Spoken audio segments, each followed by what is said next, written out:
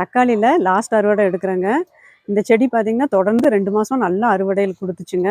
First அறுவடை நான் video போட்டிருந்தேன், லாங் வீடியோ போட்டிருந்தேன்.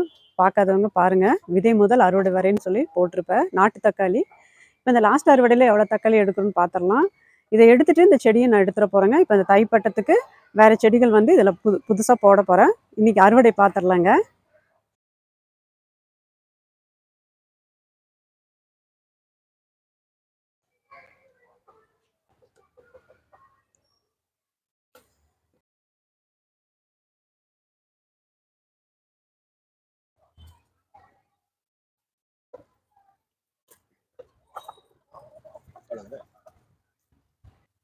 காய்கள் இருக்கு பாருங்க, கொஞ்சம் கொஞ்சமா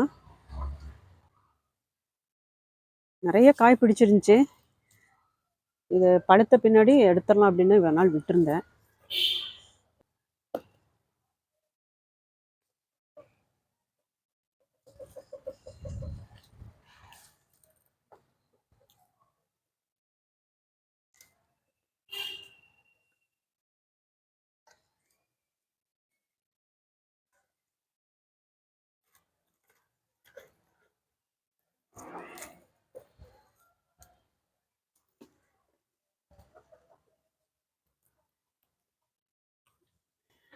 இந்த தக்காளி செடியில் காய் விட்டுருச்சுன்னா பாரம் தாங்காம செடி ரொம்ப சாஞ்சிருங்க.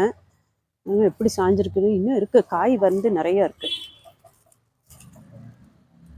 இன்னும் காய்கள் இருக்கு பாருங்க.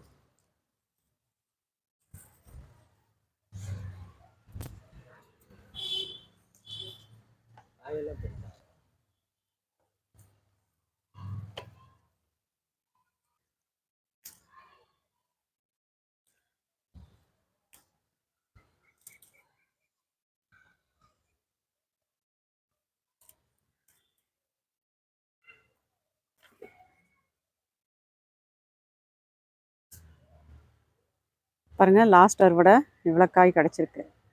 இனி பாதி காய் இருக்குது. இதில் பாதி நான் பறித்தேன் இல்லையா, அதில் பாதி காய் இருக்குது பாருங்க. இதெல்லாம் முடியணும். இது வந்து பழுக்கணும் விட்டோம்னா ரொம்ப நாட்கள் ஆகும். இந்த செடி எடுக்க போகிறேங்க. எடுத்துட்டு வேற ஒரு விதைகள் வந்து போட போகிறேன்.